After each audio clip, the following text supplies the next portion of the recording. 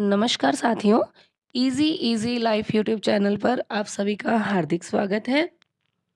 हम पढ़ रहे हैं कक्षा 9 राजस्थान का स्वतंत्रता आंदोलन और शौर्य परंपरा और आज हम इसका चैप्टर नंबर 5 राजस्थान में जन जागृति और प्रजामंडल शुरू करने वाले हैं।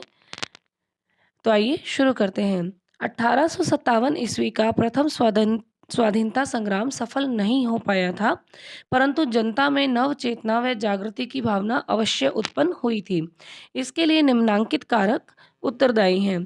पहली चीज क्या थी कि राजस्थान के सांस्कृतिक एवं ऐतिहासिक वैभव की आत्मानुभूति जब हिंदी, गुजराती, बांग्ला साहित्य से राजस्थानी चरित्रों के बारे में फैली, तब जनता अपने प्राचीन गौरव के प्रति सजग हो उठी।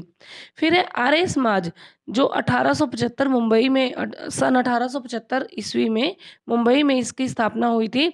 इनकी शाखाओं ने भी राजस्थान में स्वतंत्रता के प्रति विचारों को फैलाकर राष्ट्रीय चेतना प्रज्वलित की।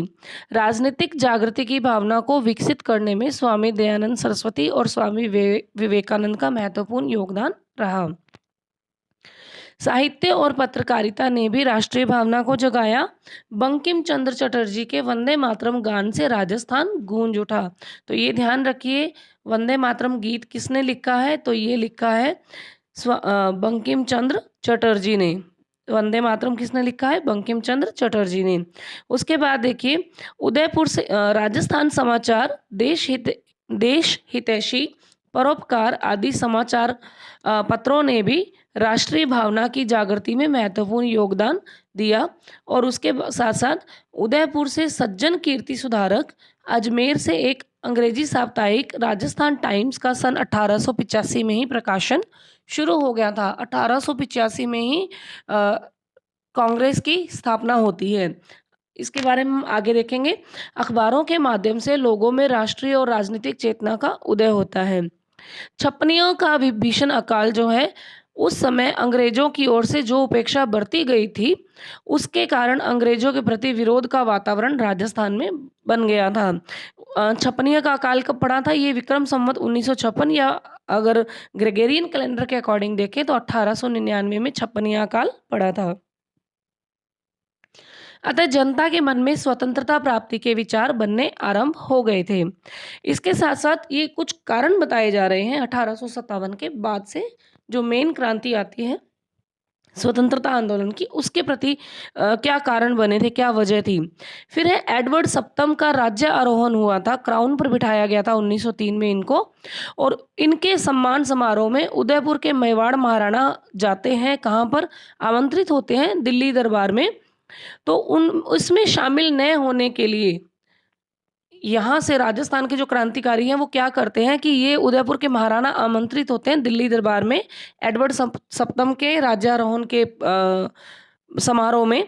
लेकिन ये जाने के लिए रवाना हो जाते हैं, लेकिन यहाँ के क्रांतिकारी चाहते हैं कि ये नहीं जाएं। तब रास्ते में शाहपुरा भीलवाड़ा के जो क्रांतिकारी हैं केसरी सिंह बारठ, ये इन्हें चेतावनी रा चुंगटिया नामक एक रचना भेंट करते हैं। ये क्या होता है? ये 13 सोरठे होते हैं। 13 सोरठे होते हैं। इसमें इनको इनकी अंतरात्मा को जागृत करने का एक तरीका था। ये उनको वहाँ पर भेजते हैं रास्ते में, जब उनको पता लगता है कि फतेह सिंह जी यहाँ से रवाना हो चुके हैं, तो इनको भेजा जाता है सोरठे।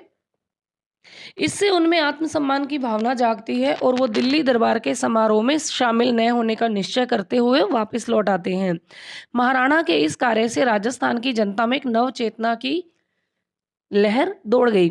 अंग्रेजों की आर्थिक नीतियों के कारण राजस्थान का आर्थिक जीवन अस्त व्यस्त हो गया था। बेरोजगारी की स्थिति उत्पन्न हो गई, असंतोष का वातावरण उत्पन्न हो गया।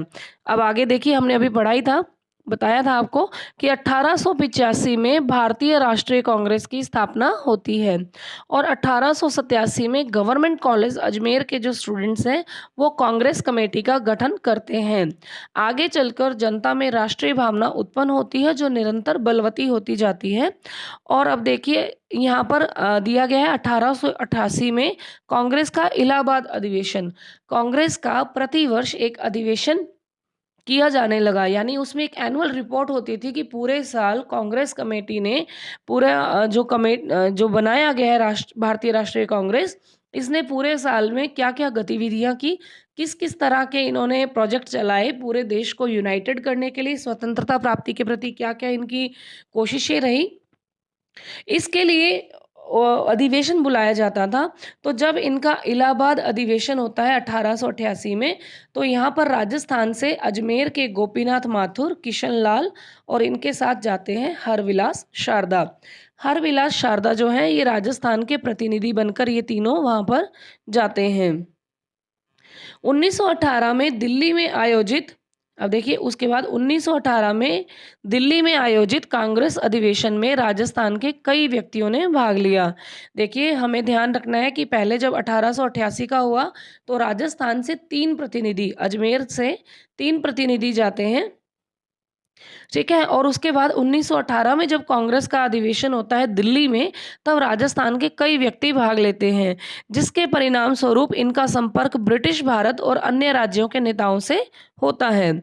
इस अधिवेशन के बाद गणेश शंकर विद्यार्थी, विजय सिंह पथिक, जमनालाल बजाज, चांदकरण शारदा, गिरधर शर्मा, स्वामी नरसिंह देव सरस्वती, इन सभी के प्रयत्नों से राजपुताना मध्य भारत सभा नामक एक राजनीतिक संस्था की स्थापना दिल्ली के चांदनी चौक स्थित मारवाड़ी पुस्तकालय में होती है। कितनी इंपॉर्टेंट लाइन्स है, आप इसको बहुत बार ये क्वेश्चन पूछा जाता है कि राजपुताना मध्य भारत सभा की स्थापना कहाँ हुई? तो ये कब हुई थी? दिल्ली में चांदनी चौक में स्थित मारवाड़ी पुस्तकालय में हुई थी। और कब हुई थी? ये 1918 में हुई थी। बाद में कांग्रेस का जब नागपुर अधिवेशन होता है 1920 का, उस समय यह पर कांग्रेस की सहयोगी संस्था मान ली गई। यानी कि कांग्रेस कमेटी ने भी इसे एक्सेप्ट किया अपनी एक सहयोगी संस्था के रूप में, क्योंकि राजस्थान से काफ़ी जनप्रतिनिधि जो थे, काफ़ी जो क्रांतिकारी थे, इनके साथ जुड़े हुए थे। देखिए ये पिक्चर दी गई है गणेश शंकर विद्यार्थी की, जो प्रताप नाम का अखबार चलाते थे, और ये हैं जमनालाल बजाज जी, जिनको गांधी जी का 5वां पुत्र भी कहा जाता है। अब है राजपुताना मध्य भारत सभा का दूसरा अधिवेशन कांग्रेस अधिवेशन के साथ ही 1919 में अमृतसर में संपन्न हुआ। यानी कि जब कांग्रेस का अधिवेशन होता है 1919 में, तो ये कहाँ पर होता है? अमृतसर में होता है। और उस समय राजपुताना मध्य भारत सभा का भी दूसरा अधिवेशन संचालित होता है इनके साथ ही दिसंबर में। कांग्रेस का अधिवेशन ऑलमोस्ट हमेशा दिसंबर के महीने में ही होता था। फिर है राजपुताना मध्य भारत सभा का जो दूसरा अधिवेशन है, ये कांग्रेस अधिवेशन के साथ ही होता है दिसंबर 1919 में, क्योंकि कांग्रेस का अधिवेशन भी दिसंबर में ही होता था ज़्यादातर। और ये कहाँ होता है? ये अमृतसर में आयोजित होता है। इसके बाद मार्च 1920 में इसका तीसरा अधिवेशन जमनालाल बजाज की अध्यक्षता में अजमेर में आयोजित होता है। ये अजमेर वाला कौन सा अधिवेशन है? ये जो राजपूत मध्य भारत सभा है, हमने अभी जिसके बारे में पढ़ा है, राजपुताना मध्य भारत सभा जिसको हमने पढ़ा है, इसका तीसरा अधिवेशन है जो अजमेर में आयोजित होता है। ठीक है? फिर है दिसंबर 1920 में सभा का चौथा अधिवेशन नागपुर में होता है। भारतीय राष्ट्रीय कांग्रेस का अधिवेशन भी इस समय नागपुर में ही हो रहा था। ठीक है? सभा के अध्यक्ष नरसिंह चिंतामणि केलकर निर्वाचित हुए थे, किंतु कुछ कारणों से वो नागपुर नहीं पहुंच पाए और इसलिए जयपुर के गणेश नारायण सोमानी को सर्वसम्मति से सभापति चुना गया। अधिवेशन में एक प्रदर्शनी भी लगाई गई जिसमें राजस्थान के कृषकों की दयनीय स्थिति को दर्शाया गया। राजस्थानी जनता का आह्वान अब कांग्रेसी नेताओं तक पहुंचा। राजस्थान के नेताओं के दबाव के कारण कांग्रेस ने एक प्रस्ताव पारित किया जिसमें राजस्थान के राजाओं से यह आग्रह किया गया कि वे प्रजा को अपनी शासन में भागीदार बनाएं। फिर है 1919 में जब वर्धा में राजस्थान सेवा संघ की स्थापना किसके द्वारा होती है? विजय सिंह पथिक, रामनारायण चौधरी और हरि भाई किंकर के सहयोग से होती है। वैसे इसे एक सूत्र पहरा के नाम से याद कर सकते हैं, यानी पथिक, रामनारायण चौधरी और हरि भाई किंकर। ठीक है? तो ये किसकी स्थापना करते हैं 1919 में? ये होती है वर्धा में, वर्धा महाराष्ट्र में है। राजस्थान सेवा संघ की स्थापना होती है विजय सिंह पथिक, रामनारायण चौधरी और हरि भाई किंकर के योगदान से। इसका मुख्य उद्देश्य जनता की समस्याओं का निवारण करना था। इसका दूसरा ध्येय जागीरदारों और राजाओं का अपनी प्रजा के साथ सौहार्दपूर्ण संबंध स्थापित करना था। इस संघ के माध्यम से राजस्थान में राजनीतिक चेतना का प्रसार हुआ। धीरे धीरे बूंदी, जयपुर, जोधपुर, सीकर, खेतड़ी, कोटा आदि संस्थानों पर राजस्थान सेवा संघ की शाखाएं खोली गई। राजस्थान सेवा संघ ने बिजोलिया और बेंगू किसान आंदोलन, सिरोही और उदयपुर में भील आंदोलन का मार्गदर्शन किया। संघ ने बूंदी, सिरोही और उदयपुर में पुलिस द्वारा किए गए अत्याचारों को उजागर किया, इसकी आलोचना की। ब्रिटिश सरकार राजस्थान सेवा संघ की गतिविधियों से सशंकित थी। मार्च 1924 में नारायण चौधरी और शोभा लाल गुप्त को तरुण राजस्थान में देशद्रोहात्मक सामग्री प्रकाशित करने के अपराध में गिरफ्तार कर लिया गया। न्यायालय ने रामनारायण चौधरी को तो मुक्त कर दिया, लेकिन गुप्त जी को यानी शोभा लाल गुप्त को 2 सालों के कठोर कारावास की सजा दी। 1924 में मेवाड़ राज्य सरकार द्वारा पथिक को कैद किए जाने के बाद सेवा संघ के पदाधिकारियों व सदस्यों में परस्पर मतभेद शुरू हो गए और ये मतभेद बहुत ज़्यादा बढ़ते गए। 1928-29 तक राजस्थान सेवा संघ पूर्णतः प्रभावहीन हो गया। देखिए लगभग 10 साल आते आते 10 साल भी नहीं हुए, इसको पूरी तरह से इन्होंने खत्म कर दिया, खुद ही प्रभावहीन कर दिया। 1920 में भारतीय राष्ट्रीय कांग्रेस का नेतृत्व महात्मा गांधी के हाथों में आ गया। 1921 में असहयोग आंदोलन प्रारंभ किया गया। 1921 में असहयोग आंदोलन प्रारंभ हुआ। समस्त भारत पर इसका प्रभाव पड़ा। राजस्थान भी इससे अछूता नहीं रहा। यहाँ भी लोगों में देश प्रेम की भावना जागृत हुई और राज्यों में निरंकुश शासन के प्रति तीव्र रोष उत्पन्न हुआ। जोधपुर में एक सत्याग्रही कौन थे? भंवरलाल सर्राफ हाथ में तिरंगा झंडा लेकर शहर में घूमे। झंडे के एक ओर महात्मा गांधी और दूसरी ओर स्वराज लिखा था। उन्होंने बाजार में एक भाषण दिया जिसे जनता ने बड़े उत्साह के साथ सुना। टोंक राज्य की जनता ने एक सभा करके कांग्रेस के प्रति पूर्ण सहानुभूति व्यक्त की और असहयोग आंदोलन का अनुमोदन किया। वहां के अंग्रेज पुलिस अधिकारी ने उनके नेता मौलवी अब्दुल रहीम, सैयद जुबैर मियाँ, सैयद इस्माइल खां, काजी महमूद अयूब आदि को गिरफ्तार कर लिया। लगभग 70 और लोग भी इस संबंध में गिरफ्तार किए गए, लेकिन शीघ्र ही छोड़ भी दिए गए। जयपुर राज्य में जमुना लाल बजाज ने अपनी राय बहादुर की उपाधि को लौटा दिया और 1 लाख रुपए तिलक स्वराज कोष में दिए।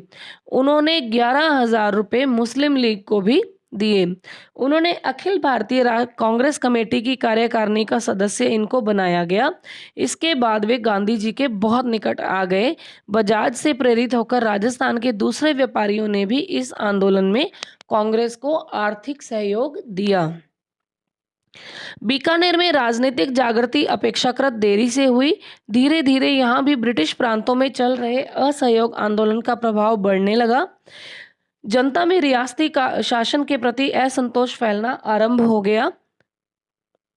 सन 1921 में बीकानेर में मुक्ता प्रसाद वकील ने आदि ने विदेशी कपड़ों की होली जलाई। इनके नाम पे आज मुक्ता प्रसाद कॉलोनी है बीकानेर में। 1921 में बीकानेर में मुक्ता प्रसाद वकील आदि ने विदेशी कपड़ों की होली जलाई और खादी पहनने का व्रत लिया। बीकानेर में खादी भंडार भी खोला गया।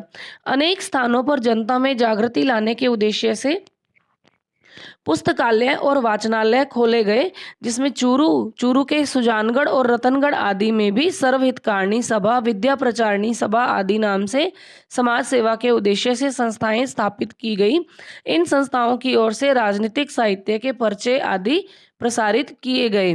15 मार्च 1921 को अजमेर में द्वितीय राजनीतिक सम्मेलन का आयोजित किया गया। इसमें मोतीलाल नेहरू उपस्थित थे।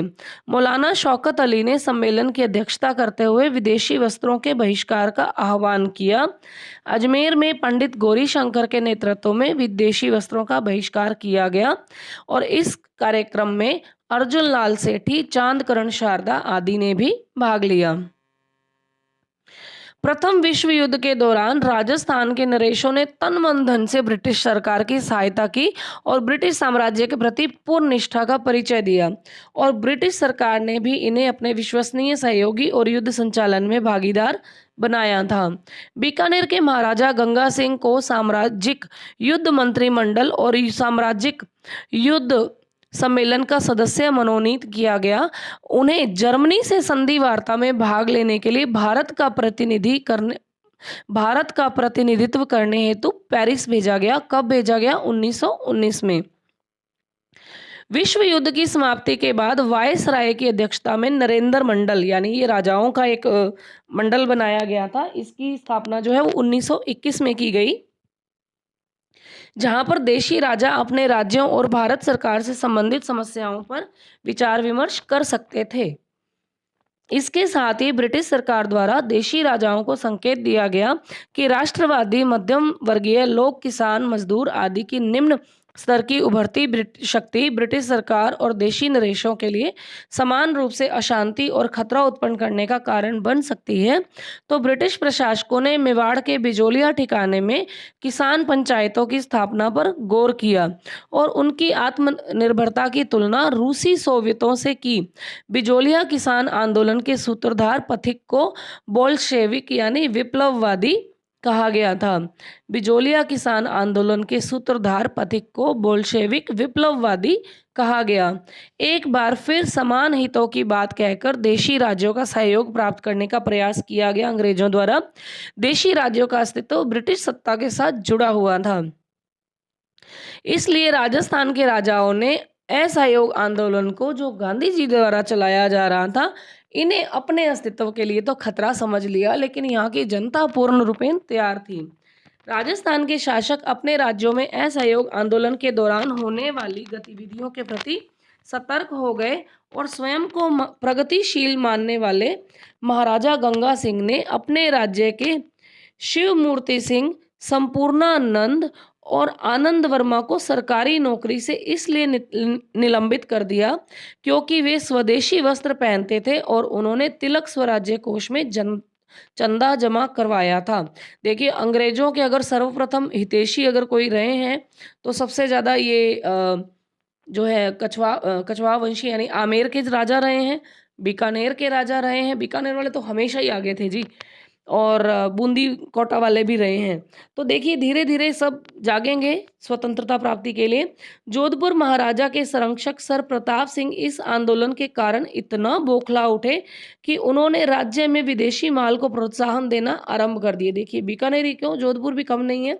जोधपुर महाराजा के जो संरक्षक थे प्रताप सिंह, इन्होंने तो विदेशी माल को और ज्यादा प्रोत्साहन देना शुरू कर दिया, जबकि इससे पहले वो महर्षि दयानंद सरस्वती के उपदेश मानकर हिंदी भाषा और स्वदेशी का प्रचार कर रहे थे। उदयपुर के महाराणा फतेह सिंह असहयोग आंदोलन के प्रति गुप्त रूप से सहानुभूति रखते थे, क्योंकि इन्हें तो चेतावनीदार चुंगटिया मिल गया था और इनका आत्मसम्मान जाग गया था। भारत सरकार ने इन्हें आदेश दिया कि या तो वे उनके कहे अनुसार मंत्रिमंडल का गठन करें या युवराज को शासन के अधिकार सौंपकर स्वयं राजकाज से अलग हो जाएं। महाराणा ने विवश होकर अपने युवराज भूपाल सिंह को 28 जुलाई 1921 को शासनाधिकार सौंप दिए। यानी अगला राजा जो मेवाड़ का है वो कौन बन चुका है? महाराणा भूपाल सिंह बन चुके हैं। युवराज ने अंग्रेज सरकार की इच्छानुसार मंत्रिमंडल बनाया। राजस्व विभाग जैसा महत्वपूर्ण विभाग एक अंग्रेज अधिकारी मिस्टर ट्रेंच को सौंप दिया गया था। ट्रेंच आयोग आया था ना। ब्रिटिश सरकार यह अब प्रयत्न करने लगी थी कि जहां तक हो सके राजस्थान के राज्यों में अंग्रेज मंत्रियों की नियुक्ति हो जाए और राज्यों में बढ़ती हुई राजनीतिक चेतना पर वो उनका नियंत्रण बना सके। सिरोही, बूंदी, जोधपुर, जयपुर में अंग्रेज व्यक्तियों को मंत्री नियुक्त किया गया। जहां ऐसा संभव नहीं हुआ वहां राज्य के बाहर के व्यक्तियों को उच्च पदों पर नियुक्त करने की व्यवस्था की गई। स्थानीय प्रतिभा की पूर्ण रूप से अवहेलना की गई। मारवाड़ यानी जोधपुर का प्रथम मैट्रिक परीक्षा उत्तीर्ण व्यक्ति और स्थानीय कॉलेज का प्रथम स्नातक दरबार हाई स्कूल में क्रमशः लेखाकार और सामान्य अध्यापक के पद पर ही कार्यरत रहे, यानी कि राजस्थान से जो फर्स्ट मैट्रिक यानी 10th क्लास पास आउट थे और जिन्होंने ग्रेजुएशन कंप्लीट किया था, उनको भी कोई बड़ा पद नहीं दिया गया। राजस्थान के अनेक राज्यों में यानी जो रियासतें थी, राजाओं के प्रशासन का अधिकार छीनकर नवनियुक्त दीवानों और निरंकुश नौकरशाहों को दे दिया गया। उनका कार्य जनता की राजनीतिक गतिविधियों पर अंकुश लगाना था। वे अपने कार्यों के लिए राजा या जनता के स्थान पर दिल्ली के राजनीतिक विभाग के प्रति उत्तरदायी थे। 20वीं शताब्दी के तृतीय दशक तक राज्यों में बड़ी संख्या में शिक्षित लोग मौजूद थे, जिन्हें राज्य में कार्य करने का अवसर प्राप्त नहीं हो रहा था। परिणाम स्वरूप उनमें असंतोष फैल गया। फैलना ही था। एक तरफ तो कह रहे हैं कि राजस्थान में, भारत में पढ़ाई नहीं है, शिक्षा नहीं थी। अब जब शिक्षित व्यक्ति मौजूद हैं, तो उनको कोई पद नहीं दिए जा रहे थे। तो उनमें एक आक्रोश, एक असंतोष फैलना स्वाभाविक था। उन्होंने नागरिक अधिकारों और उत्तरदायी सरकार की स्थापना के लिए संघर्ष किया और जन आंदोलनों का नेतृत्व प्रदान किया। राजस्थान में अब एक नए युग का सूत्रपात शुरू हो गया था। अब है राजस्थान में प्रजामंडलों की स्थापना। तो देखिए, प्रजामंडल है क्या? प्रजामंडल है प्रजा का मंडल अथवा संगठन। प्रजा का मंडल, प्रजा का मंडल अथवा संगठन, ये हम प्रीवियस क्लास में पढ़ चुके हैं। और इसके बारे में जवाहरलाल नेहरू ने एक स्टेटमेंट भी दिया था। वो क्या था? किसी स्थान पर जन आंदोलन तभी आरंभ हो सकता है जब वहां की जनता उस आंदोलन के लिए तैयार हो। तो आइए देखते हैं। राजस्थान में स्वतंत्रता संघर्ष को 3 भागों में या 3 चरणों में विभक्त किया जाता है। पहला है 1927 ईस्वी से पूर्व। द्वितीय चरण है 1927 से 1938 तक। और तृतीय चरण जो है वो है 1938 से 1949 तक। प्रथम चरण जो है वो सामाजिक और मानवतावादी समस्याओं पर केंद्रित था। अगर हमसे पूछा जाए कि प्रथम चरण है वो कब से कब तक है, तो ये प्रथम चरण 1927 से पूर्व तक था। और ये जो चरण है वो सामाजिक और मानवतावादी समस्याओं पर केंद्रित था। द्वितीय चरण जो 1927 से 1938 तक रहा, इसमें 1927 में all India states peoples conference की स्थापना होती है। 1938 में हरिपुरा कांग्रेस अधिवेशन में प्रस्ताव पारित कर देशी रियासतों में लोगों द्वारा स्वतंत्रता संघर्ष चलाने की बात कही जाती है। 1938 के बाद ही विभिन्न राज्यों में प्रजामंडल या प्रजा परिषदों की स्थापना होती है और राजनीतिक अधिकारों और उत्तरदायी प्रशासन के लिए आंदोलन शुरू किए जाते हैं। देखिए, ये 1938 दिया गया है, लेकिन मेरे जहाँ तक मैंने भी पढ़ा है, पहले हमने प्रीवियस क्लासेस में पढ़ा है, तो प्रजामंडल की जो स्थापना है वो लगभग 1931 के बाद से शुरू हो जाती है। 1931 के बाद से शुरू हो जाती है, ठीक है? और इनका विकास आगे आगे बढ़ता रहता है। तो ये 1938 की जगह 1931 होना चाहिए। फिर है राजनीतिक अधिकारों और उत्तरदायी प्रशासन के लिए आंदोलन शुरू हो जाते हैं। प्रजामंडल की स्थापना से पूर्व भी मुख्यतः बुद्धिजीवी वर्ग ने ब्रिटिश भारत के समान रियासतों में भी प्रजा के अनेक संगठन बनाए थे। जिस संगठनों में 1918 में राजपुताना मध्य भारत सभा, 1919 में राजस्थान सेवा संघ और 1920 में अखिल भारतीय देशी लोक परिषद की स्थापना हुई थी। अभी इन तीनों के बारे में हमने ऊपर पढ़ा था, फिर भी हम इसे हाईलाइट करते हैं क्योंकि ये बहुत इंपॉर्टेंट है संगठन। 1918 में राजपुताना मध्य भारत सभा, 1919 में राजस्थान सेवा संघ और 1920 में अखिल भारतीय देशी लोक परिषद की स्थापना होती है। अब हम पढ़ते हैं प्रजामंडलों की स्थापना। देखिए, अभी खुद ही इसमें बता दिया गया है कि 1900, यहाँ देखिए लिखा गया 1938 के बाद ही विभिन्न राज्यों में प्रजामंडल या प्रजा परिषदों की स्थापना हुई। लेकिन यहाँ पर ये दिया जा रहा है कि सर्वप्रथम प्रजामंडल की स्थापना 1931 ईस्वी में जयपुर में की गई, परंतु इसने राजनीति में प्रवेश 1938 में किया। पर लॉजिकली स्थापना तो है वो 1931 से शुरू हो गई है। राजनीतिक तौर पर इनका जो प्रवेश है वो 1938 में हुआ। मारवाड़ में प्रजामंडल की जो स्थापना है वो 1934 में हुई, ठीक है? मारवाड़ में प्रजामंडल की स्थापना 1934 में, जयपुर प्रजामंडल की 1931 में, कोटा प्रजामंडल की स्थापना जो है वो 1938 में, कोटा में प्रजामंडल की स्थापना 1938 में होती है और 1939 में इनका अधिवेशन भी होता है। फिर है 1939 में भरतपुर में भी जो है प्रजामंडल की स्थापना हो जाती है। बूंदी ने प्रजामंडल की स्थापना कोटा से 6 वर्ष बाद यानी कि 1944 में की थी। 1945 में जैसलमेर प्रजामंडल की स्थापना होती है। 1933 ईस्वी में सिरोही लोक परिषद की स्थापना बम्बई में होती है। कहाँ पे? जिसे वर्तमान मुंबई कहते हैं। ये सिरोही लोक परिषद की होती है और बीकानेर में लोक परिषद की स्थापना 1936 में की जाती है। फिर है, अब देखते हैं जन आंदोलन। जो जन आंदोलन हम पढ़ने जा रहे हैं वो क्या है, तो देखिए, राजस्थान का जन आंदोलन सर्वप्रथम जोधपुर में शुरू होता है। राजस्थान में जोधपुर में जन आंदोलन सबसे पहले शुरू होता है। जनवरी 1938 में नेताजी सुभाष चंद्र बोस जयपुर आते हैं। ये कितने इंपॉर्टेंट लाइन है कि नेताजी सुभाष चंद्र बोस जोधपुर कब आते हैं, तो ये जनवरी 1938 में आते हैं। उन्होंने लोगों से त्याग और बलिदान के लिए सदैव तत्पर रहने के लिए आह्वान किया।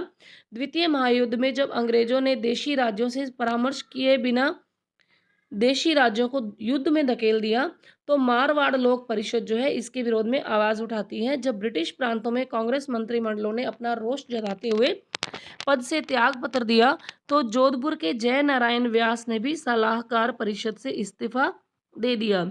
इस कारण सरकार ने 29 मार्च 1940 को लोक परिषद को गैर कानूनी संस्था घोषित कर दिया और अनेक नेताओं को जेल में डाल दिया। छात्रों ने इस आंदोलन में सक्रिय भाग लिया। इसमें प्रमुख थे जगदीश लाल, जोरावर मल और मदन लाल। इन्होंने छात्रों को स्कूल जाने से रोका और उन्हें परीक्षा न देने का अनुरोध किया। 18 अगस्त 1952 को 1942 को आंदोलन के छठे डिक्टेटर फूलचंद बाफना को गिरफ्तार किया गया। नागौर के शिव दयाल दवे को भी, जिन्हें 7वां डिक्टेटर बनाया गया था, गिरफ्तार किया गया। 8वें डिक्टेटर तुलसीदास राठी को भी उसी दिन गिरफ्तार किया गया। इस प्रकार पुलिस ने एक ही दिन में लोक परिषद के 3 डिक्टेटरों को गिरफ्तार किया गया। डिक्टेटर वैसे तानाशाह होता है, लेकिन इन्होंने कैसे डिक्टेटर बना दिया इन क्रांतिकारियों को। फिर है, मारवाड़ की स्त्रियों ने भी आंदोलन में महत्वपूर्ण योगदान दिया। 18 अगस्त 1942 को 5 स्त्रियों ने कुछ स्कूली छात्रों के साथ मिलकर ब्रिटिश विरोधी नारे लगाते हुए प्रभात फेरी निकाली। शीघ्र ही भीड़ इकट्ठी हो गई। घुड़सवार पुलिस को रोकने के उद्देश्य से स्त्रियां सड़क पर लेट गई। क्रुद्ध जो जनता थी उसने पुलिस को बुरा भला कहा, उन पर पत्थर फेंके। इनमें रमा देवी, कृष्णा कुमारी अचलेश्वर प्रसाद की पत्नी और दयावती रामचंद्र पालीवाल की पत्नी शामिल थी। ठीक है, ये जो है कृष्णा कुमारी, ये वाइफ ऑफ अचलेश्वर प्रसाद है और दयावती ये रामचंद्र पालीवाल की पत्नी है। इससे पूर्व उन्होंने सर प्रताप स्कूल, पुष्टिकर स्कूल और सरदार हाई स्कूल में भी धरना देने का प्रयास किया था। 22 सितंबर 1942 को एक सभा में सूरज देवी माथुर और सावित्री देवी माथुर ने उत्तरदायी शासन संबंधी गीत गाए। आर्य समाज कन्या पाठशाला की प्रधानाध्यापिका ने भी इस सभा में एक जोशीला भाषण दिया। बाद में सार्वजनिक मांग पर 1944 में जोधपुर राज्य व्यवस्थापिका सभा की स्थापना हुई, लेकिन राष्ट्रवादी इससे संतुष्ट नहीं हुए और अक्टूबर 1946 को डाबरा कांड हुआ, जिसमें डीडवाना के जागीरदारों ने अपने सामंती सहयोगियों के द्वारा लोक परिषद के कार्यकर्ताओं पर अमानवीय अत्याचार करवाए। यद्यपि राष्ट्रीय समाचार पत्रों में इस कृत्य की तीव्र भर्त्सना की गई थी, काफी आलोचना हुई, लेकिन जोधपुर महाराज को इसकी कोई परवाह नहीं थी। जून 1947 में जोधपुर के महाराजा उमेद सिंह का देहांत हो जाता है और उनके पुत्र हनुवंत सिंह को गद्दी नशीन किया गया। ये इनके बारे में देखिए, ये जो हनुवंत सिंह हैं, ये नए राजा ने प्रधानमंत्री वेंकटाचार्य को हटा दिया और अपने जागीरदारों व रिश्तेदारों का मंत्रिमंडल बना दिया। 28 फरवरी 1948 को भारत सरकार ने वीपी मेनन को भेजा था जोधपुर में इस चीज के लिए कि वो अ, उनकी जो रियासत है वो भारत में शामिल हो जाए और उनको समझाने पर वीपी मेनन जो है इनको भेजा गया था जोधपुर में भारत सरकार की तरफ से। और राजा ने वस्तुस्थिति को समझा था और 1948 में जयनारायण व्यास के मंत्रिमंडल का निर्माण हुआ और मार्च 1949 में जोधपुर बृहत्तर राजस्थान में विलीन हो गया था। 30 मार्च 1949 को जोधपुर बृहत्तर राजस्थान में विलीन हो गया था। वल्लभ भाई पटेल जी ने बड़ी मेहनत की थी जोधपुर के शासक को अपने यहाँ मिलाने के लिए। खैर आगे देखते हैं बीकानेर में जन आंदोलन। बीकानेर के महाराजा गंगा सिंह एक प्रगतिशील शासक थे। उन्होंने अपनी योग्यता से अंतर्राष्ट्रीय ख्याति प्राप्त की थी। अभी हमने इनके बारे में पढ़ा भी था कि ये प्रथम विश्व युद्ध में बाहर जाते हैं, विदेश में जाते हैं समझौते के लिए जर्मनी के साथ। फिर दूसरी चीज़ ये है कि नरेंद्र मंडल का भी गठन होता है, तब भी उनकी प्रमुख भूमिका होती है ना? फिर है कि उन्होंने राज्य में व्यवस्थापिका, हाईकोर्ट व नगर पालिकाओं का निर्माण कर सुधारक की भूमिका अदा की, परंतु जन आंदोलन को उन्होंने साम दाम दंड भेद की नीति से दबा दिया था। बीकानेर में जन जागृति लाने वालों में चूरू के स्वामी गोपाल दास सर्वप्रथम थे। रियासती शासन ने बीकानेर षड्यंत्र केस में स्वामी गोपाल दास और उनके 8 साथियों को फंसा दिया और जेल में अनेक यातनाएं दी। फिर मघाराम वैद जो हैं, इन्होंने राजा के आतंक के कारण कलकत्ता जाकर बीकानेर प्रजामंडल की स्थापना की थी।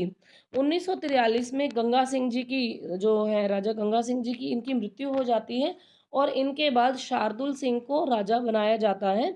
अपने पिता की तरह पुत्र ने भी दमन चक्र चालू रखा था। दम वैसे तो ये बहुत अच्छे राजा रहे हैं, काफी विकास भी किया है, लेकिन ये जो क्रांति को दबाने में लगे रहे थे। तो ये चीज़ इनका एक नेगेटिव पॉइंट भी हो जाता है क्योंकि अंग्रेजों के ये बहुत हितैषी थे। 1947 के बाद राजा बदलते समय को पहचान गए और 1947 में बीकानेर एक्ट इन्होंने पास किया। देखिए ये 1947 में बीकानेर एक्ट पास किया है और देखिए समय के साथ बहुत चले हैं बीकानेर के जो राजा हैं। तो इन्होंने इतनी जल्दी सिचुएशन को समझा है और अपनी तरफ से स्वतंत्रता को पहले ही क्लियर कर लिया है कि हम तो जी स्वतंत्र हैं, है ना? और 1947 में ये एक बीकानेर एक्ट पास करते हैं। द्विसदनीय व्यवस्थापिका यहाँ पर राज्यसभा और धारा सभा की स्थापना कर देते हैं। कौन? शार्दुल सिंह जी। ठीक है। फिर है इसके अतिरिक्त लोक सेवा आयोग व हाई कोर्ट का गठन भी कर लेते हैं। मतलब इनकी सोच देखिए कितने एडवांस चल रहे हैं बाकी सबसे। जनता को कतिपय मौलिक अधिकार भी प्रदान कर दिए इन्होंने। अप्रैल 1947 में बीकानेर ने केंद्रीय संविधान सभा में प्रतिनिधि भी भेजे। बीकानेर ने वृहद राजस्थान में शामिल होने में कोई अड़चन पैदा नहीं की। 30 मार्च 1949 को ये वृहद राजस्थान में शामिल होते हैं।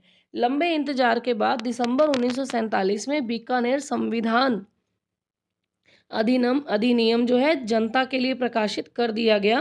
कहने को तो इसके अनुसार शासक के संरक्षण में कार्य करते हुए जनता के प्रति एक उत्तरदायी सरकार बनाई जा रही थी और व्यापक मताधिकार पर आधारित 2 सदनों वाली व्यवस्थापिका अस्तित्व में।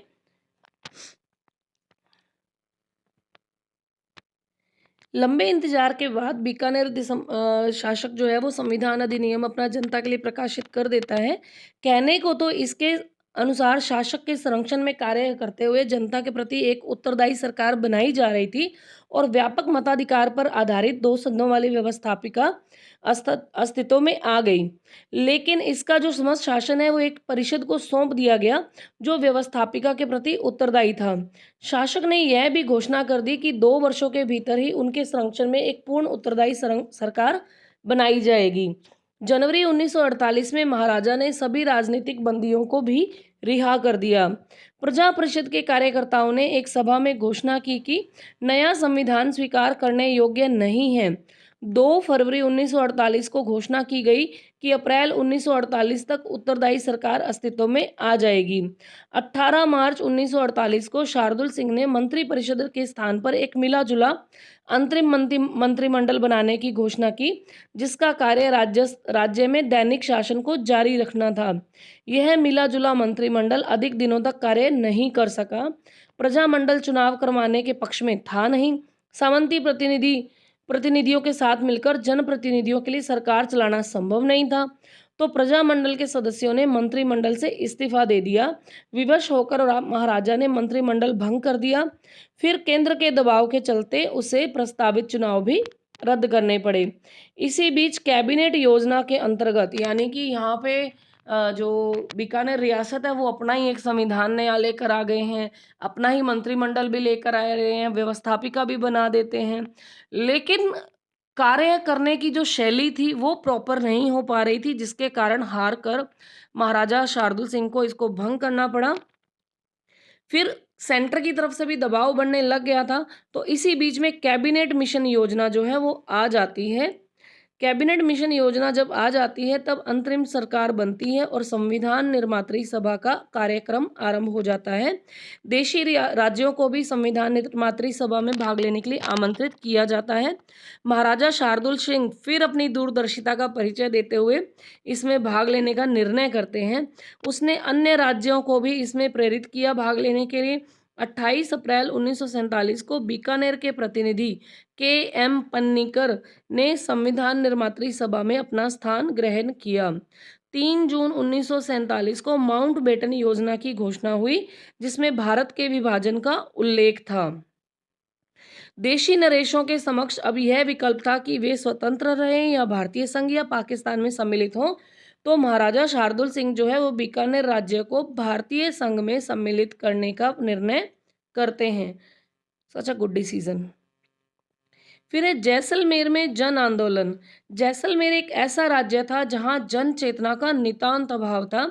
इसका मूल कारण यह था कि जैसलमेर में जनसंख्या कम थी, इसका अधिकांश भाग भी रेतीला ही है, यातायात के साधनों का भी अभाव था और संचार माध्यम भी विकसित नहीं थे। यहाँ के राजा ने जन आकांक्षाओं को अधिक दबा रखा था। यही कारण है कि पहला समाचार पत्र विजय 1920 में यहाँ पे प्रारंभ होता है और 1932 ईस्वी में माहेश्वरी समाज नवयुवक मंडल का गठन किया गया। राजा ने इस पत्र पर भी प्रतिबंध लगाकर इसके जो मंत्री हैं उसको जेल में डाल दिया। और सागरमल गोपा ही एक ऐसे व्यक्ति थे जिन्होंने निरंकुश शासन के विरुद्ध जनता में जागृति पैदा की, परंतु वे रियासती शासन के आतंक व अत्याचार के शिकार हुए। और सागरमल गोपा ने अपनी व्यथा का जो वृतांत है वो निरंतर जयनारायण व्यास, शेख अब्दुल्ला और जवाहरलाल नेहरू को भेजा। हमने इनके बारे में पढ़ा भी हुआ है कि सागरमल गोपा को 4 अप्रैल 1946 को जेल में ही जलाकर मार डाला गया था। इन्होंने कुछ फेमस किताबें भी लिखी थी। यहाँ के जो शासक हैं उनका उनके भ्रष्टाचार, उनकी जो दबाने की जो नीतियाँ हैं लोगों को, वो सारों के प्रति कटु आलोचक रहे हैं सागरमल गोपा, जिसके कारण वहाँ के शासक इन्हें मरवा देते हैं। इसके बाद मीठालाल व्यास जी आते हैं, जैसलमेर प्रजामंडल की स्थापना करने का साहस करते हैं, परंतु राजा के आतंक से बचने के लिए इसकी स्थापना जोधपुर में जाकर करते हैं। देखिए, जैसलमेर प्रजामंडल की स्थापना होती है और ये कब कहाँ होती है? ये जोधपुर में जाकर की जाती है और करने वाले कौन हैं? मीठालाल व्यास हैं। 28 मई को जयनारायण व्यास और मीठालाल व्यास ने जैसलमेर में जुलूस निकालते हैं और एक विशाल आम सभा का आयोजन करते हैं। इसके पश्चात जन भावना नहीं दबती है और फिर जैसलमेर भी वृहद राजस्थान में शामिल हो जाता है। मेवाड़ में जन आंदोलन। मेवाड़ राज्य में जन जागृति का सूत्र पहले ही बिजोलिया सत्याग्रह और बेंगू किसान आंदोलन से शुरू हो चुका था। अप्रैल 1938 में माणिक्य लाल वर्मा ने मेवाड़ प्रजामंडल की स्थापना की। किसने की है? 1938 में माणिक्य लाल वर्मा ने मेवाड़ प्रजामंडल की स्थापना की। मेवाड़ के तत्कालीन प्रधानमंत्री धर्मनारायण ने इसे गैर कानूनी संस्था घोषित किया। कौन है ये धर्मनारायण जी? ये मेवाड़ के तत्कालीन प्रधानमंत्री हैं और माणिक्य लाल वर्मा को मेवाड़ छोड़कर जाने का आदेश देते हैं। इस पर माणिक्य लाल वर्मा अजमेर चले गए और वहां से ही अपनी गतिविधियों का संचालन करने लगे। लेकिन मेवाड़ सरकार क्या करती है? फरवरी 1939 में माणिक्य लाल वर्मा को देवली से जबरदस्त उठवा लाती है और उन्हें यातना ही नहीं देती बल्कि उनको मुकदमा चलाकर जेल में भी डाल देती है। फरवरी 1941 में प्रजामंडल पर से प्रतिबंध हटा दिया जाता है। ये माणिक्य लाल वर्मा जी हैं। नवंबर 1941 में प्रजामंडल का प्रथम अधिवेशन माणिक्य लाल वर्मा के सभापतित्व में ही बड़ी धूमधाम से होता है और इस अवसर पर आचार्य जेबी कृपलानी, विजय लक्ष्मी पंडित भी आती हैं। खादी व ग्रामोद्योग प्रदर्शनी का आयोजन भी होता है। इसके बाद मेवाड़ हरिजन सेवा संघ की स्थापना की गई और इसका कार्यकार मोहनलाल सुखाड़िया को दे दिया जाता है। इस प्रकार भील, मीणा और आदिवासियों के कल्याण का कार्य बलवंत सिंह के मेहता के सुपुर्द कर दिया जाता है। और अब देखिए पूरी प्लानिंग के अकॉर्डिंग ये सब लोग काम करना शुरू हो जाते हैं। अगस्त 1942 में जब महात्मा गांधी ने भारत छोड़ो आंदोलन चलाया तो प्रजामंडल को गैर कानूनी संस्था घोषित कर दिया गया था। इसके संबद्ध नेताओं को गिरफ्तार कर लिया गया था क्योंकि उनको डर था कि ये जो संस्थाएं हैं वो इन भारत छोड़ो आंदोलन जो है वो उसके अंदर भाग जरूर लेंगी, तो पहले ही इन्हें गैर कानूनी घोषित कर दिया गया। और अखिल भारतीय देशी राज्य लोक परिषद का जो 7वां अधिवेशन है वो 1945 में उदयपुर में आयोजित किया जा रहा था। इसमें 435 प्रतिनिधियों ने भाग लिया। इस सम्मेलन की अध्यक्षता पंडित जवाहरलाल नेहरू ने की। फिर धीरे धीरे देश के वातावरण के साथ मेवाड़ में भी परिवर्तन आने लगा। महाराणा ने उत्तरदायी शासन की मांग को आंशिक रूप से स्वीकार करते हुए मेवाड़ को नया संविधान दे दिया, जिसका प्रारूप के.एम. मुंशी ने तैयार किया। स्वतंत्रता के बाद मेवाड़ भी राजस्थान में विलीन हो गया। अब देखिए कोटा में जन आंदोलन। जब जन आंदोलन सभी जगहों पर चल रहे थे तो कोटा थोड़ा अलग थोड़े ना था। कोटा में भी जन आंदोलन की शुरुआत होती है। कोटा में जन जागृति का जो सूत्रपात है वो 1918 से ही प्रारंभ हो जाता है। कोटा निवासियों ने विदेशी वस्तुओं का बहिष्कार चालू कर दिया था और उनमें गांधी टोपी पहने जाने का उत्साह शुरू हो गया था। पंडित नैनूराम शर्मा ये पहले व्यक्ति थे हाड़ौती से जिन्होंने राजकीय सेवा का त्याग करके सार्वजनिक जीवन में प्रवेश किया। वे विजय सिंह पथिक द्वारा स्थापित राजस्थान सेवा संघ के सक्रिय सदस्य बन गए थे। सर्वप्रथम बेगार प्रथा के विरुद्ध कोटा में आंदोलन चलाया गया और 1934 में हाड़ौती प्रजामंडल की स्थापना हुई। पंडित नैनूराम शर्मा हाड़ौती प्रजामंडल के संस्थापक माने जाते हैं और इनके साथ इनके एक मित्र हैं अभिन्न हरि, इनका भी पूरा सहयोग होता है 1934 में इसकी स्थापना में।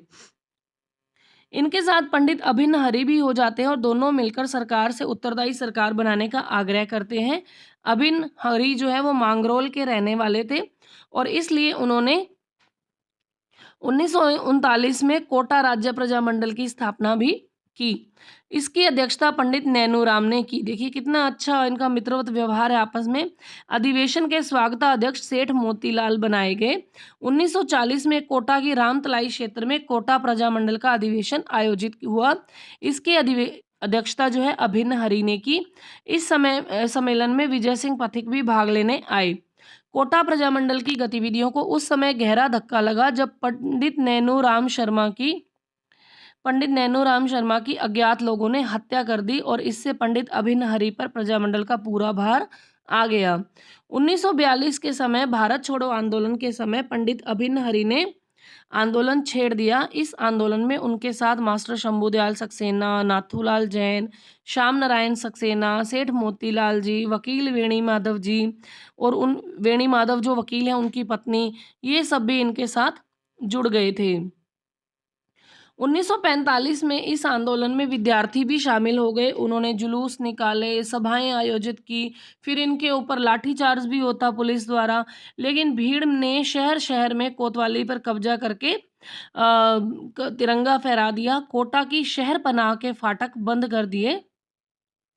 शहर में आने वाली सब सड़कों में गड्ढे खोद दिए ताकि बाहर से कोई मदद ना आ सके और कोटा के दीवान सर हरिलाल घोसलिया और आईजी पुलिस संत सिंह आंदोलन को कुचल देना चाहते थे। इनकी भी मजबूरियां थी और कुछ इनका स्नेह भी अंग्रेजों के साथ में था। ये जो दीवान साहब है हरिलाल घोसलिया और आईजी पुलिस संत सिंह आंदोलन, परंतु कोटा के महाराव भीम सिंह ने पलायथा के सर ओंकार सिंह के माध्यम से जनता से 16 अगस्त 1945 को समझौता कर लिया।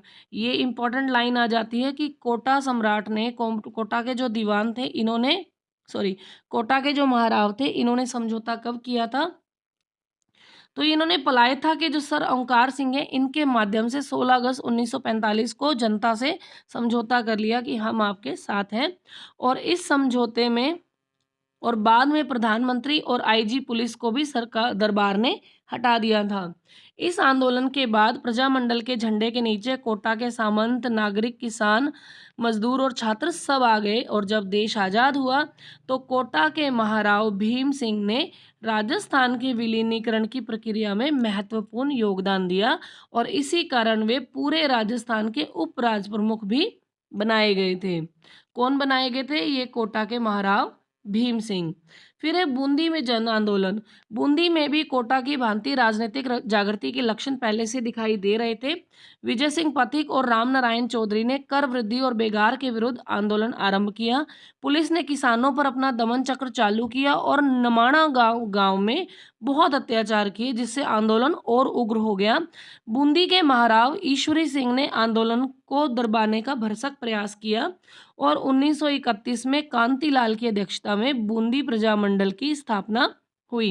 अभी तक हमने पहले लगभग सबके प्रजामंडलों के बारे में पढ़ा है, अब हम इनके अध्यक्षों के बारे में भी पढ़ रहे हैं और इनके जो स्थापना वर्ष हैं उनको भी हमने ध्यान में रखना है। हम जल्द ही आपको एक ऐसी इंडेक्स प्रोवाइड करवा देंगे जिसमें इनके अध्यक्ष, इनकी स्थापना, इनके उपाध्यक्ष और इनके अधिवेशन और इनके जो नाम हैं वो जो रखे गए हैं और तत्कालीन जो महाराव या राजा रहे हैं उन सबका एक साथ जो सूची है वो आपको उपलब्ध करवाई जाएगी।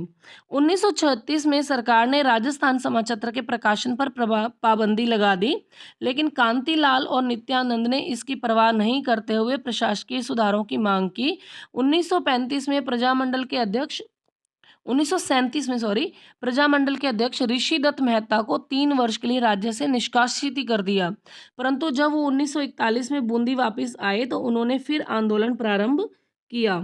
1942 में उन्होंने ब्रज सुंदर शर्मा को लेकर आंदोलन छेड़ दिया। समय की मांग के अनुसार महाराव ईश्वरी सिंह जो बूंदी नरेश हैं, इनमें भी परिवर्तन आया और इन्होंने संविधान निर्मात्री सभा की नियुक्ति कर दी। भारत आजाद होने पर बूंदी भी बृहद राजस्थान में विलीन हो गया। फिर है जयपुर में जन आंदोलन। जयपुर में जन जागृति के कार्य का श्री गणेश अर्जुन लाल सेठी को जाता है। उनके बाद जमना लाल बजाज ने 1927 में चरखा संघ की स्थापना की। 1931 में कपूर चंद पाटनी ने जयपुर प्रजामंडल की स्थापना की। प्रारंभ में इसका कार्य जो है वो समाज सुधार ही रहा और उसके बाद में पंडित हीरालाल शास्त्री, चिरंजीलाल अग्रवाल, कपूर चंद पाटनी, दौलतमल भंडारी को भी गिरफ्तार किया गया। इसके विरोध में जयपुर शहर में इस दमन चक्र की भर्त्सना की गई। आखिरकार सरकार प्रजामंडल के नेताओं से बातचीत को तैयार हुई और अगस्त 1939 को दोनों पक्षों में समझौता हुआ, जिसके कारण प्रजामंडल को मान्यता मिली और सेठ जमना लाल बजाज और अन्य कार्यकर्ता रिहा कर दिए गए। ये है हीरालाल शास्त्री जी जो राजस्थान के मुख्यमंत्री बनेंगे आगे जाके। अब पढ़ते हैं 1940 में पंडित हीरालाल शास्त्री प्रजामंडल के अध्यक्ष नियुक्त होते हैं, निर्वाचित होते हैं। उन्होंने राज्य भर में प्रजामंडल की शाखाएं खोल दी। 1941 ईस्वी में नवंबर में प्रजामंडल का तीसरा अधिवेशन होता है जयपुर का। 1942 के भारत छोड़ो आंदोलन के समय जयपुर में आंदोलन छेड़ा गया तो जयपुर महाराज ने उत्तरदायी सरकार की मांग को स्वीकार कर लिया। अब जयपुर में आंदोलन का कोई औचित्य ही नहीं रहा। इस समय प्रजामंडल में भी दो वर्ग हो गए थे। एक वर्ग अपने आप को अखिल भारतीय आंदोलन के साथ रखना चाहता था और दूसरा, जिसका नेतृत्व शास्त्री जी कर रहे थे, आंदोलन के पक्ष में नहीं था। ये बहुत इंपॉर्टेंट क्वेश्चन आ जाता है आगे कि ऐसा कौन सा प्रजामंडल था जिसने भारत छोड़ो आंदोलन में भाग नहीं लिया था, तो वो यही था। और इसके किसके दबाव में ऐसा होता है वो भी बताया गया है। परंतु बाबा हरीश चंद्र के गुट के दबाव के कारण सितंबर 1942 को हीरालाल शास्त्री ने प्रधानमंत्री सर मिर्जा इस्माइल को आंदोलन छेड़ने का अल्टीमेटम दिया। इस पर प्रधानमंत्री ने शास्त्री जी को वार्तालाप के लिए आमंत्रित किया और इन दोनों के बीच में समझौता हो गया। युद्ध के लिए राज्य सरकार जन धन की सहायता नहीं देगी। प्रजामंडल को राज्य में शांतिपूर्वक युद्ध विरोधी अभियान चलाने की स्वतंत्रता होगी। ब्रिटिश प्रांतों से आने वाले किसी आंदोलनकारी को प्रवेश करने में नहीं रोका जाएगा। जनता को उत्तरदायी शासन देने के लिए राजा शीघ्र अतिशीघ्र कार्रवाई करेगा। प्रजामंडल महाराजा के विरुद्ध किसी प्रकार की सीधी कार्रवाई नहीं करेगा। इस समझौते के फलस्वरूप जनसाधारण में आंदोलन करने की प्रेरणा प्राय समाप्त हो गई। शास्त्रीय समझौते के बावजूद आजाद मोर्चे के नेताओं ने आंदोलन चलाया और गिरफ्तार भी कर लिए गए। 1945 में जब जवाहरलाल नेहरू जयपुर आए तो आजाद मोर्चे का प्रजामंडल में विलीन हो गया। अक्टूबर 1942 में महाराजा ने एक समिति का गठन किया था जिसका कार्य संवैधानिक सुधारों में सुझाव देना था। इस समिति ने 2 वर्षों में प्रतिवेदन प्रस्तुत किया। इसके फलस्वरूप 1945 में 2 सदनों वाली व्यवस्थापिका स्थापित की गई, परंतु दोनों में ही महाराजा का ही वर्चस्व था। अब जब चुनाव हुए तो प्रजामंडल ने चुनाव में भाग लिया, जिसमें परिषद में 3 सीटों पर और प्रतिनिधि सभा में 27 सीटों पर विजय प्राप्त हुई। 24 जुलाई 1947 के दिन जब नरेंद्र मंडल की सभा हुई तो जयपुर नरेश ने यह घोषणा की कि वे भारतीय संघ में सम्मिलित होंगे। लेकिन जब उत्तरदायी सरकार बन गई, उसका निर्माण हो गया, तो उसमें प्रजामंडल का केवल एक ही सदस्य लिया गया।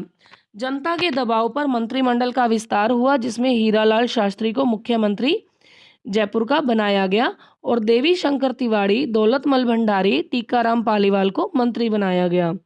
30 मार्च 1949 को जयपुर का राजस्थान संघ में विलीनीकरण हो गया और उत्तरदायी सरकार की स्थापना हो गई। महाराजा मान सिंह को राजस्थान का राज प्रमुख बनाया गया। महाराणा भूपाल सिंह जो थे उदयपुर को महाराज प्रमुख बनाया गया और कोटा महाराव को उप राज प्रमुख, भीम सिंह जो थे कोटा महाराव, इनको उप राज प्रमुख बनाया गया। अब है अलवर में जन आंदोलन। अलवर राज्य की जनता में जागृति लाने का पंडित हरिनारायण शर्मा को श्रेय जाता है। इन्होंने बहुत कार्य किया। इन्होंने अस्पृश्यता निवारण संघ, वाल्मीकि संघ और आदिवासी संघ की स्थापना की, खादी का प्रचार किया, आम जनता में जागृति पैदा करने का प्रयास किया। जब मार्च 1933 में ब्रिटिश सरकार ने अलवर के महाराजा जय सिंह को गद्दी से उतारकर अपने मनोनीत एक जागीरदार के पुत्र तेज सिंह को गद्दी पर बिठा दिया, तो इसके विरोध में जनता ने एक आम सभा आयोजित की। राज्य सरकार ने हरिनारायण शर्मा, कुंज बिहारी लाल मोदी और अन्य नेताओं को गिरफ्तार कर लिया। 1938 में अलवर राज्य प्रजामंडल की स्थापना हुई। 1938 में अलवर राज्य प्रजामंडल की स्थापना हुई।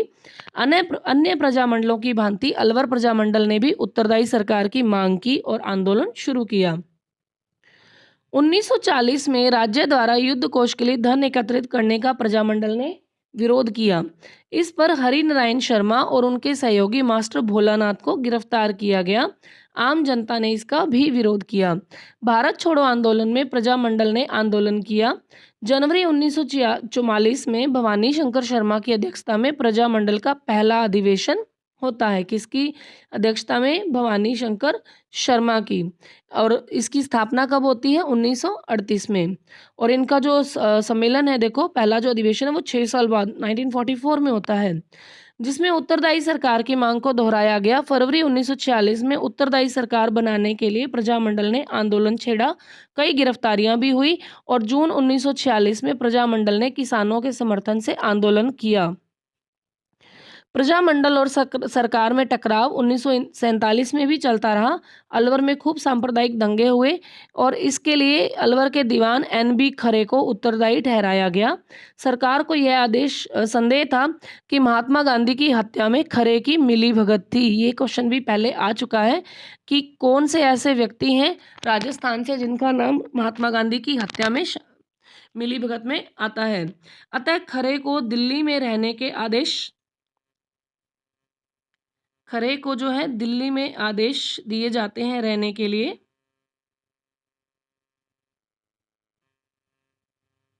एक मिनट।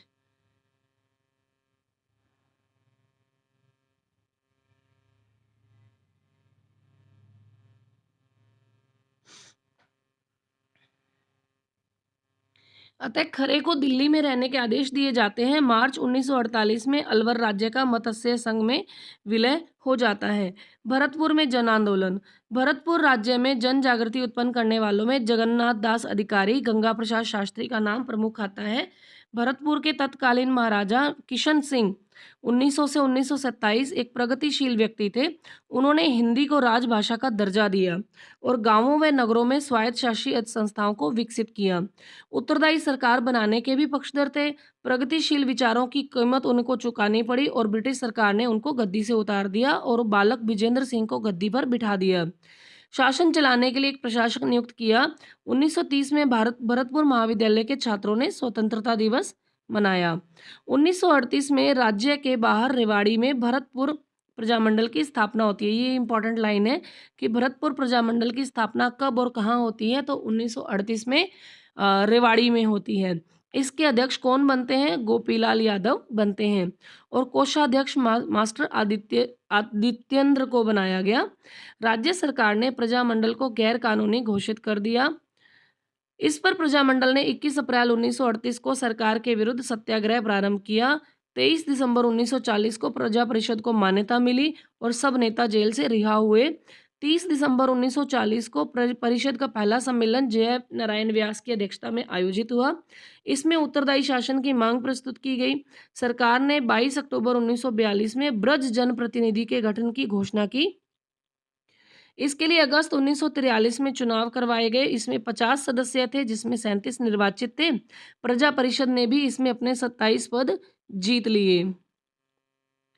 युगल किशोर चतुर्वेदी को इसका नेता बनाया गया। मास्टर आदित्येंद्र को उपनेता बनाया गया, लेकिन परिषद को के ढकोसले का शीघ्र ही पता लग गया और परिषद के सदस्यों ने इसका बहिष्कार करना शुरू कर दिया।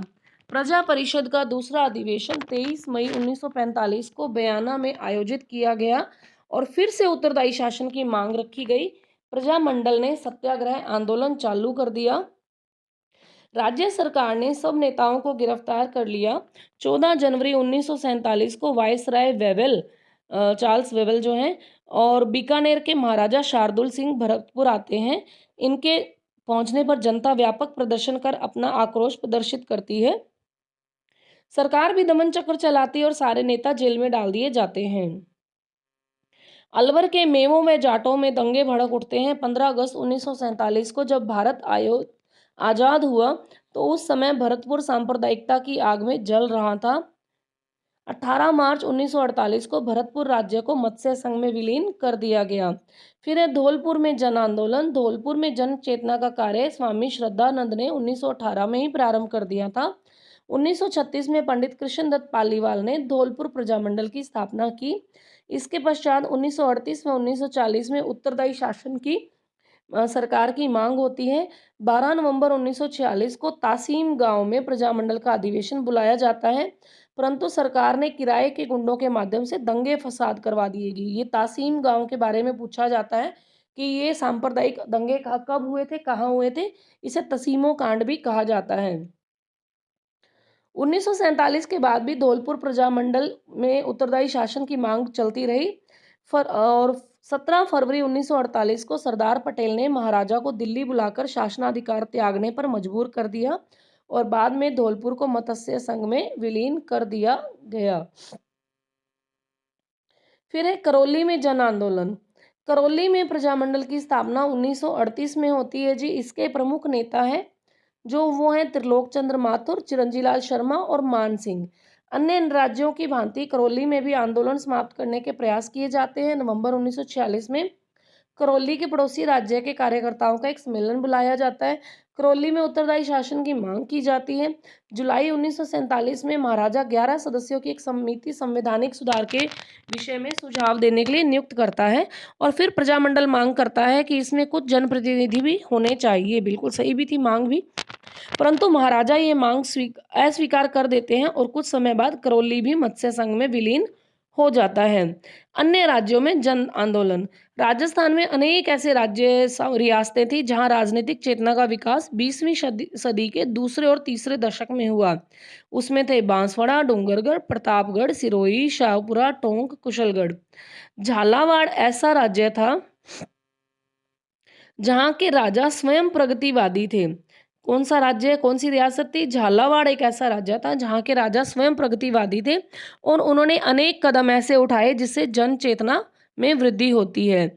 बांसवाड़ा में भूपेंद्र नाथ त्रिवेदी, डूंगरपुर में भोगीलाल पंड्या, हरिदेव जोशी, गौरी शंकराचार्य, शिवलाल कोटड़िया, भीखाबाई भील और प्रतापगढ़ में अमृतलाल पायक, पायक है ये नायक नहीं, अमृतलाल पायक और चुन्नीलाल प्रभाकर, सिरोही में गोकुल भाई भट्ट, ये सारे ऐसे जो समाज सुधारक हैं या जिन्हें आप क्रांतिकारी कह सकते हैं, जिन्हें आप राजनीतिक चेतना लाने वाले जो प्रमुख व्यक्ति हैं, ये सब हैं, ये बहुत प्रयास करते हैं और प्रजामंडलों की स्थापना करते हैं। डूंगरपुर के भोगीलाल पंड्या ने भीलों, चमारों, पिछड़ी जातियों में शिक्षा द्वारा जन जागृति लाने का प्रयास किया। सेवा संघ के माध्यम से इन्होंने क्या, किसकी स्थापना की थी? सेवा संघ के माध्यम से सामाजिक कुरीतियां और अंधविश्वासों को दूर किया। उन्हीं के प्रयासों से 1945 में डूंगरपुर प्रजामंडल की स्थापना हुई। बांसवाड़ा में भील बाहुल्य इलाके में भूपेंद्र नाथ त्रिवेदी को, किसको? भूपेंद्र नाथ त्रिवेदी को बांसवाड़ा में जागृति पैदा करने का श्रेय दिया जाता है। स्वतंत्रता प्राप्ति के बाद सभी राज्यों का वृहद राजस्थान में विलय हो गया। अब देखिए प्रजामंडलों का मूल्यांकन। राजस्थान में प्रजामंडलों या लोक परिषदों का जन जागृति करने में महत्वपूर्ण योगदान रहा। उन्होंने अपनी राजनीतिक और सामाजिक समस्याओं के प्रति जनता में चेतना उत्पन्न की। प्रारंभिक अवस्था में यह सफलता इतनी बड़ी नहीं थी, फिर भी कार्यकर्ताओं और नेताओं के प्रयास कम नहीं हुए। राजाओं ने पहले प्रजामंडलों को गैरकानूनी बताया, इनके नेताओं को जेल में भी डाला, अत्याचार भी किए। जनता समझने लगी इस चीज को और उसमें जागृति पैदा हुई। 1921 में राजाओं और नवाबों का केंद्रीय स्तर पर नरेंद्र मंडल बनाया गया था। इस संस्था के सुझाव पर राजाओं ने प्रजामंडलों और लोक परिषदों की स्थापना होने दी। प्रजामंडलों ने कांग्रेस के कार्यक्रमों को भी अपनाया, उनके आंदोलनों में भाग लिया। इसमें 1942 का भारत छोड़ो आंदोलन प्रमुख है। इससे सारा देश एकता के सूत्र में बंध गया। राजाओं को भी आभास हो गया कि अब लोकतंत्र का युग आ रहा है, राजतंत्र और निरंकुशता के दिन चले गए हैं। यही कारण है कि सरदार पटेल के प्रयासों से रियासती विभाग ने जो कार्य किया, सभी राजाओं को अपने राज्यों को छोड़कर भारत संघ में विलीनीकरण का जो स्वीकार किया, उसमें इनका योगदान प्रमुख हो जाता है, सरदार पटेल का और उनके रियासती विभाग का। प्रजामंडलों ने ही सामाजिक कुरीतियों की ओर जनता का ध्यान आकृष्ट किया।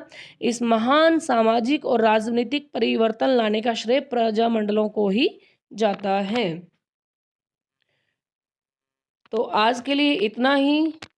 आई होप इस चैप्टर में आपको बहुत सारे ऐसे फैक्ट मिलेंगे जो राजस्थान के लगभग सभी एग्जाम्स में, चाहे वो फर्स्ट ग्रेड हो, सेकंड ग्रेड हो, रीट हो, पटवारी हो, वीडियो हो या आरएएस तक के एग्जाम्स में इन्हीं प्रजामंडलों से रिलेटेड क्वेश्चन जरूर पूछा जाता है। जल्द ही हम आपको इसकी एक पूरी इंडेक्स बनाकर अपलोड जल्दी ही करेंगे, प्रोवाइड करवाएंगे। तो चैनल इजी लाइफ के साथ जुड़े रहिए। चैनल को लाइक, शेयर और सब्सक्राइब करना ना भूलिए। घंटी के निशान को जरूर प्रेस करें ताकि आने वाली वीडियोस के नोटिफिकेशन आपको मिल सके। अपना फीडबैक हमें कमेंट सेक्शन में ज़रूर दें और अपनी तैयारी को इसी तरह से बेहतरीन बनाते रहिए। लगातार वैकेंसीज आ रही हैं, तो अपनी तैयारी को लगातार बेहतरीन बनाइए। चैनल को और ज़्यादा आगे बढ़ाने में हमारा सहयोग करें। आज के लिए इतना ही। हार्दिक धन्यवाद, आभार।